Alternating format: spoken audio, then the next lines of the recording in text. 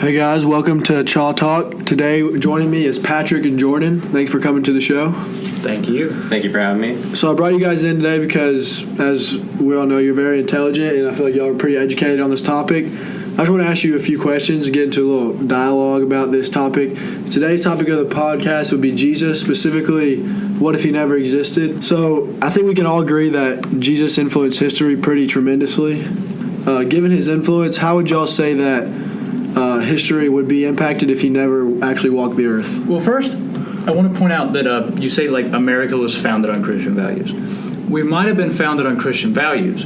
That could be true depending on how you interpret Christian values and depending on how you interpret the values upon which, we were founded. But there was a treaty with a small Middle Eastern country that was part of the Ottoman Empire at the time, and it did specifically say that America was in no way founded on any religion. And that was the justification for being able to ally with a predominantly Islamic country at the time. But how Jesus has inspired history, people weren't fighting, religious wars in the name of Jesus all the time. They kind of equate that with the Holy Trinity in Christianity, or in the name of the Bible and in the name of their Lord.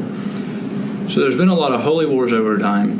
But then I think kind of localizing a little bit more, when white people, Spaniards, and Europeans as a whole started getting to the Americas, they used religion as a way to justify slaughtering entire population. In fact, Columbus at one point said, "Let us, in the name of the Holy Trinity, take all the slaves that can be sold." Speaking about Native Americans. Now later, religion would be used to justify slavery specifically in the U.S. Religion doesn't just affect how we act in the sense of how we treat other people.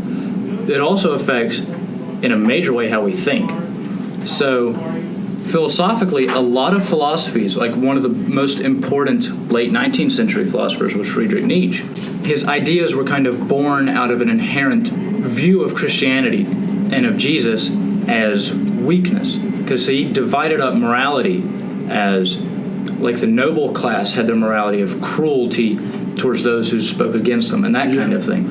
And then the poorer class had a morality of being gentle and sharing and kind and being able to respond not in trying to control the world around you, but being able to control yourself in response to the world. So what Nietzsche said is our modern reality was born out of a switching of those sides, of the noble class all of a sudden should have been viewed in his eyes because of the church as weaker in the sense that they treated everyone more kindly, although they didn't for a very long time. They still don't a lot of the time.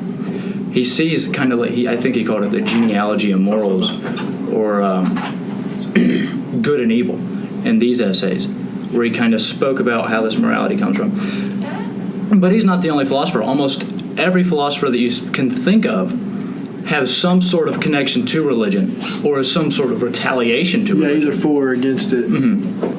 Do you have anything, Jordan? I think arguably Jesus probably has had the most influence out of any other religious figure in human history. When he died on that cross, that's arguably the most powerful martyrdom human history has ever seen. And I think that and kind of the life that he lived beforehand, pure Christian morality that you've never seen anyone in human history that's even come close to that. On the subject of evil, when we talk about the Crusades and stuff, I think the thing with Christianity and its past with holy wars, and especially when you talk about Catholics and Protestants, that whole issue, you still see that today in Ireland with Catholics and Protestants. You still see that animosity, but I think Christianity is kind of unique among a lot of religions because Christianity has had a great deal of reformation. Our next topic would be art, and that's, I guess art would kind of fit into the history because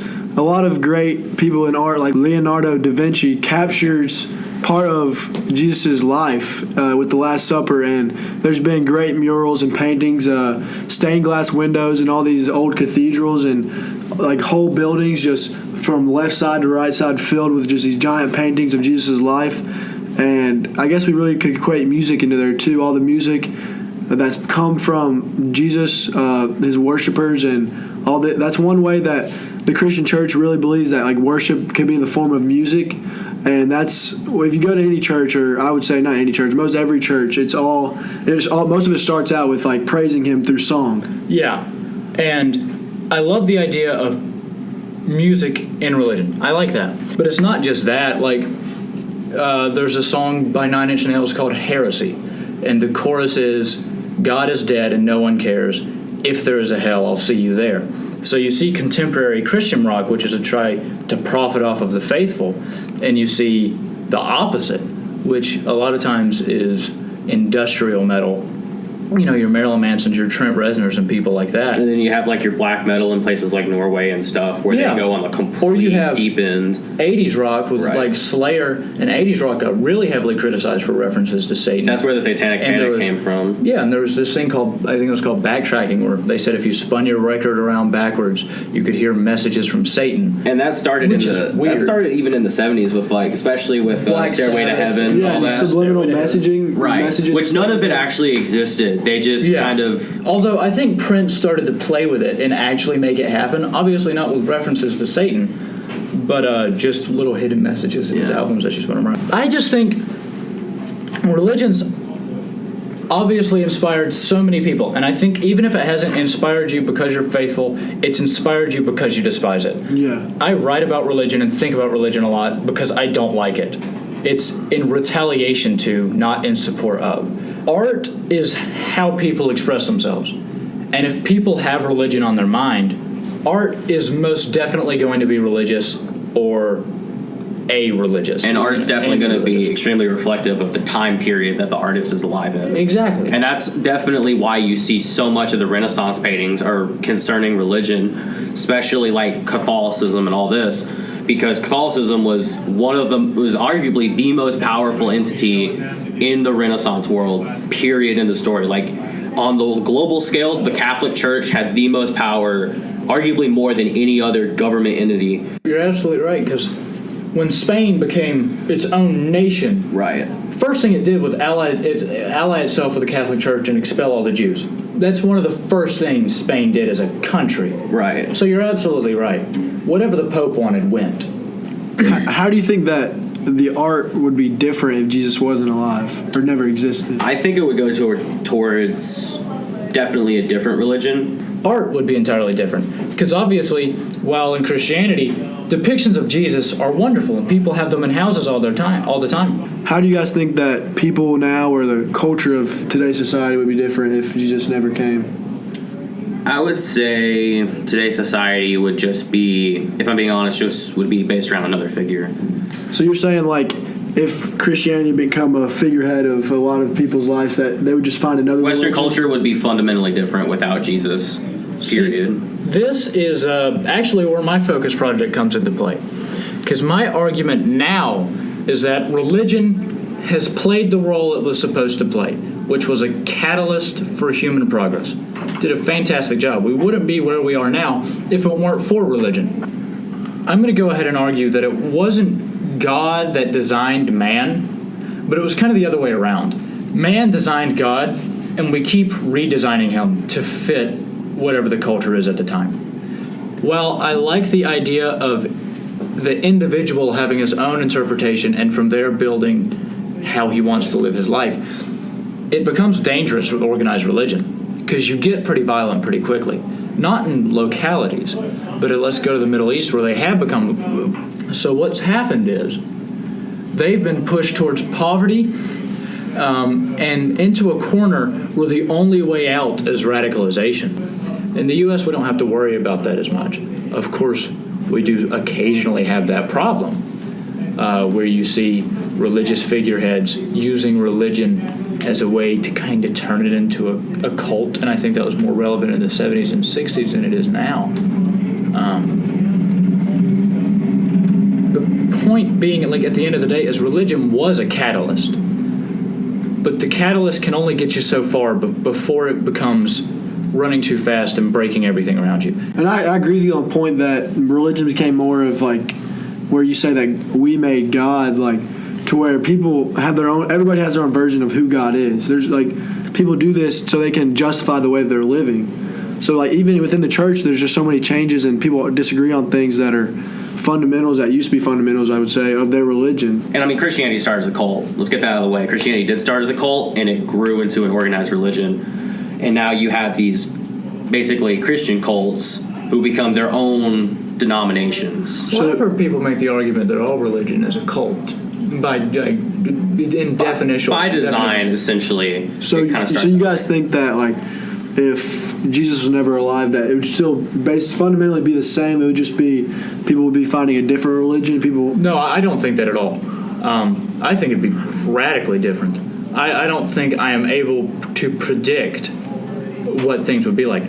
The only thing I know is if right now everything started over, all of the conclusions that we have come to rationally and logically would most likely be the same, so long as we give it enough time. However, religion would change radically, and therefore affect how we think. Because while a lot of people try to pit reason and rationality against religion, they affect each other no matter what, and one can suppress the other. Most of the time it ends up being religion suppressing rationality because it's easier for people to understand religion on a shallow level.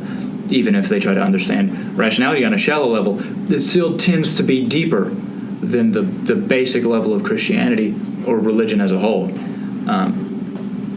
So I think culture is very malleable, and I think one of the tools for shaping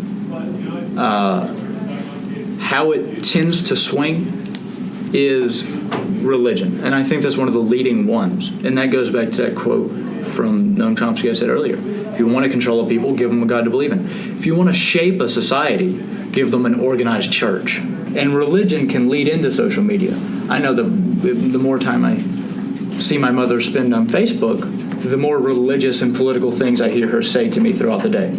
Right. You know, and that's just one example of one person, but I don't know. So I don't know if it's kind of like applicable to everybody. I would say definitely social media and religion definitely go hand in hand a lot of the times, because that's definitely one of the easiest ways to spread your belief, because you can hit a button on your phone and you just told everyone what a great day in the Lord you had. Yeah, it's just like a Republican ending a speech with support the troops. All of a sudden, everybody in the crowd has to agree with them because they ended it with that. Yeah. So before we end this, I just want to go back through each of the points, sum it up for us. I'll let you both have a sentence or two to say. So on the topic of history, how much of a change do you think, or what's the biggest thing you would say would be different if Jesus was never here? What wars would have been fought, which fundamentally will shape how we live later on? The wars would have been a lot different? Yeah. And there's a lot more to it. But I think if you break it down to that, you're getting a big chunk of it. Yeah, because a lot of wars were fought over that, and war shapes how everything is, I feel like. Yeah. People control different spots and everything. On the topic of history, without Jesus, there are countries that exist right now that would not exist. I would argue America would be in that category. On the topic of art, how would art and I guess really anything, art's an expression of yourself, so how would that be different if Jesus was never here? I'm going to focus on music because that's what I know the most about. There would be not only less love, but also less anger, because religion, depending on which side of the spectrum you are ideologically, can inspire either.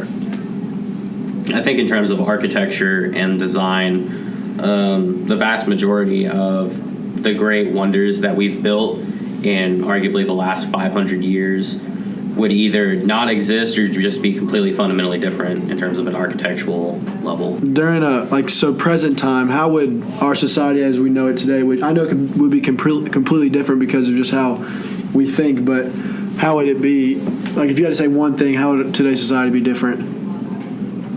Really, there's no way of telling, but I think it's a pretty good guess to say we'd probably be more liberal, because religion would have less of a grip, I think, on society. But all that's kind of just a shot in the dark. You don't really know.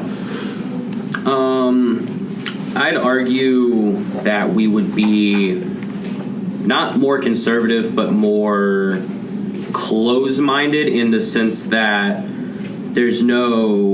you don't have kind of this religious figure telling you that you should love everybody. You wouldn't have that kind of moral standing. you would just have your own personal set of morals. So people would be a lot more closed-minded to what they thought themselves and not be open to listen to others because they haven't grown up really being fundamentally taught that by an institution. Yeah. Thank you guys for coming out. I appreciate you spending some time on my show. I enjoyed it. It was fun. Any closing remarks? Thanks. I don't know.